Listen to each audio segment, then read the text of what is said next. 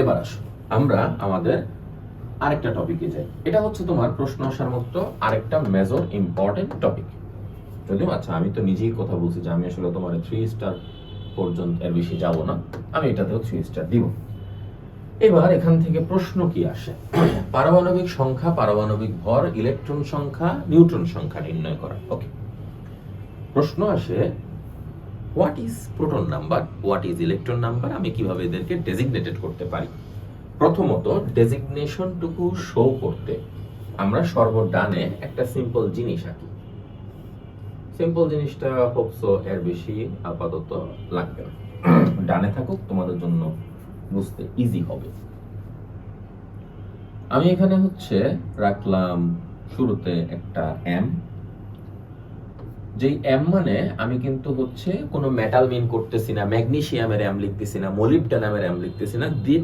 This M means তুমি periodic টেবিলের যতগুলো এলিমেন্ট আছে সবগুলো এলিমেন্টের রিপ্রেজেন্টেটিভ হিসেবে এখানে তাকে তুমি নিয়ে আসছো। এখন তুমি বলতে পারো ভাইয়া কতগুলা, তোমার বইতে লেখা আছে 118, তুমি পড়বাও 118, বাট অনেস্টলি এখন হচ্ছে 123 পর্যন্ত চলে গেছে, তুমি 118 পর্যন্তই পড়। এম লেখার পর উপরে তুমি এখানে লিখতে পারো হচ্ছে A, this one is Z, this one is plus and minus, and this one Y. Now question is what is A Z Y. এবার ছোটখাটো কিছু কাজ করতে হবে। ছোটখাটো কাজ হচ্ছে একদম সিম্পলেস্ট ওয়েতে। তীর চিহ্নটা একটু বেশি ছোট হয়ে গেছে, যদিও আর একটু বড় করতে হবে। মানে হয়তোবা তোমার কাছে একটুখানি অকওয়ার্ড লাগতে পারে, কিন্তু আমি সিস্টেমেটিক্যালি এমন ভাবেই সাজাবো যেন তোমার পরবর্তীতে এগুলো নিয়ে দ্বিতীয়বার অ্যাটলিস্ট মানে পারতপক্ষে বই যেন তোমার খুলতে না হয়। মানে আমি যেন বই খুলতে না হয় ওই সিস্টেম করে ফেলবো যতখানি পারি। তোমার কাজ হবে খালি ভাই আল্লাহর রস্তে যেমনে খালি বলতেছি এমনি খালি মুখস্থ করে যাবা।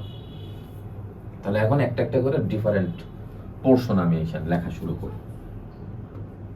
চার্জ, সোজা কথা, এটার আবার ঢবানায় দিও না, এটা হচ্ছে আমাদের চার্জ, ঠিক আছে? মানে ওটা একটা ধনাত্মক বা ঋণাত্মক কোনো কিছু বোঝানো হচ্ছে কিনা। ওয়াই মানে হচ্ছে ভাইয়া পরমাণু সংখ্যা, ঠিক আছে? পরমাণুর সংখ্যা লেখা হয়ে গেল। পরমাণুর সংখ্যা লেখার পর এইখানে হচ্ছে তোমার আসল খেলা শুরু। তুমি এখানে আমাকে লিখতেছো ভাইয়া এটা হচ্ছে পারমাণবিক ভর সংখ্যা। ভাই বিলিভ মি, এটাকে পারমাণবিক ভর সংখ্যা ছাড়াও তুমি আরো অনেকগুলা নাম দিতে পারো। অল্টারনেট সাইনে তুমি এটাকে বলতে পারো যে এটাকে আমরা নিউক্লিয়ন নাম্বার হিসেবেও বিবেচনা করব। নিউক্লিয়ন সংখ্যা, নিউক্লিয়ন সংখ্যা। আর ইংরেজিতে কথাটা লেখা দিলাম, এখানে হচ্ছে এটাকে আমরা লিখবো atomic mass number, atomic mass number. এইবার এখানে একটা হচ্ছে আমার লম্বা দাগ দিতে হবে। কেন দিতে হবে? কারণ আমার এটাকে আলাদা করে ডিফারেন্সিয়েট করতে হবে, নাহলে তোমরা গন্ডগোল লাগাবা সবাই। কালার চেঞ্জ, বেগুনি কালার, ঠিক আছে?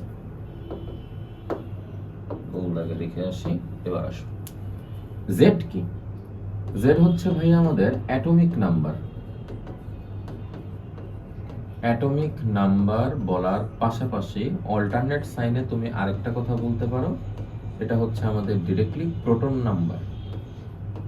মানে যতগুলো প্রোটন হবে বা থাকবে এটাই কি আমাদের জেড। এন্ড আর আচ্ছা আর কিছু এখানে আসলে লেখার দরকার পড়তেছে না। সো আমরা আমাদের হচ্ছে আসল পোর্শনে চলে আসছি। দিস ওয়ান এ, এবং তুমি হচ্ছে এ কে এখানে কি দ্বারা মিন করতেছো তোমাকে তো অলরেডি বলাই হয়েছে। এ মানে হচ্ছে আমাদের পারমাণবিক সংখ্যা, এ পারমাণবিক ভর সংখ্যা, জেড মানে হচ্ছে আমার পারমাণবিক সংখ্যা, ওয়াই মানে হচ্ছে আমাদের ইলেকট্রনের সামথিং কিছু একটা যতগুলো আছে চার্জ বা পরমাণুর হিসাবে, প্লাস মাইনাসটা হচ্ছে সরাসরি আমাদের চার্জ।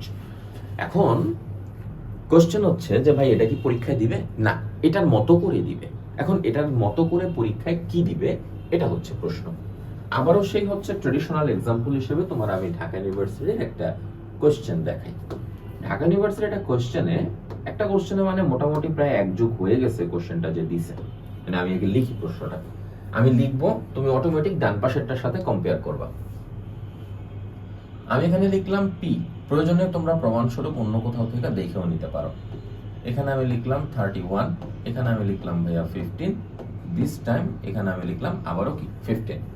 স্যার তোমাকে প্রশ্ন করছিল কি জানো, যে তুমি এখানে আসলে কতগুলো নিউট্রন খুঁজে পাবা, মানে তোমার এখানে টোটাল নিউট্রন সংখ্যা কত, স্যারের প্রশ্ন ছিল। এইবার আসো আমরা আমাদের সমাধানে আসি। তাহলে আমাদের সমাধানের বেলায় আমি কি লিখবো, নিউট্রন সংখ্যা, নিউট্রন সংখ্যা, ঠিক আছে।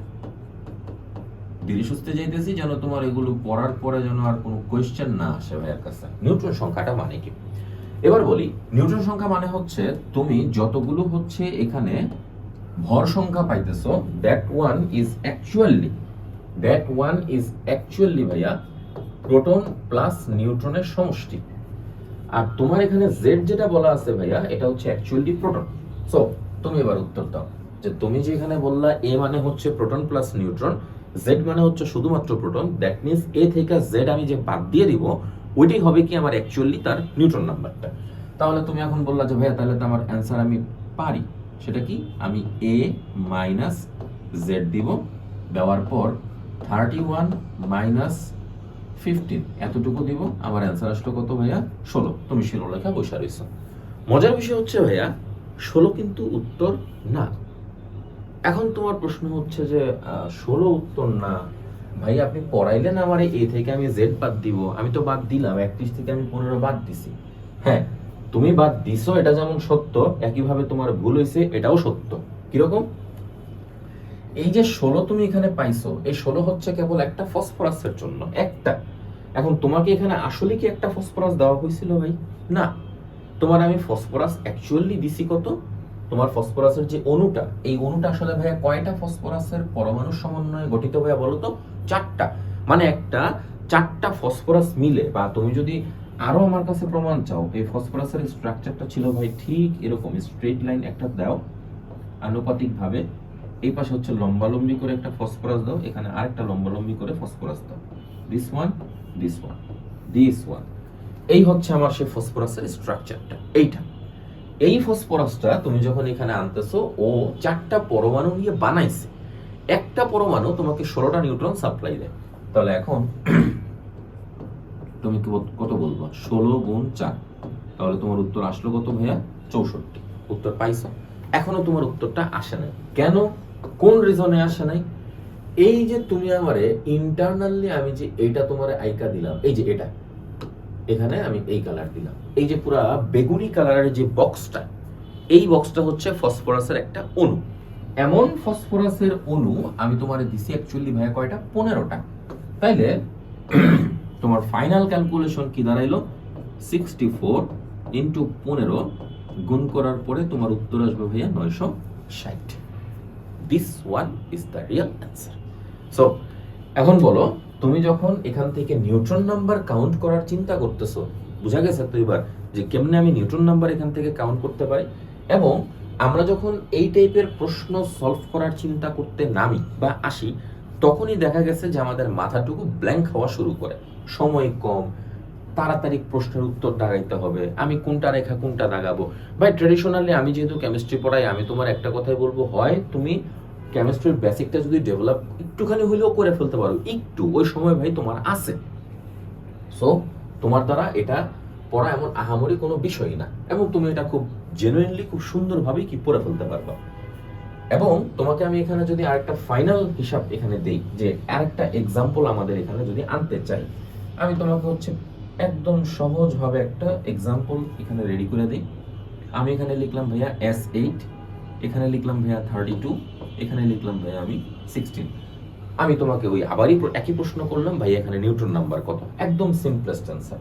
আমি প্রথমে হচ্ছে আমার 32 থেকে অ্যান্সার আমার কত আসবে বলো তো ভাইয়া, 32 থেকে আমি হচ্ছে 16 বাদ দিব, তাহলে আমার উত্তর আসলো কত ভাইয়া, 16।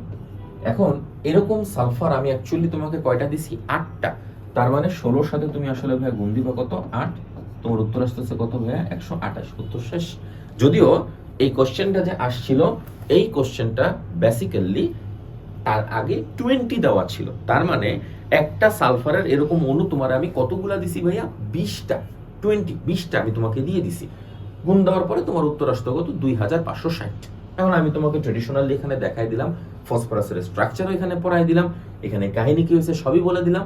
আশা করতে পারি এরপরে নিউটন সংখ্যা নির্ণয় করা নিয়ে তুমি আর কোনো সমস্যায় পড়বা না। ক্লিয়ার? বোঝা গেছে তো?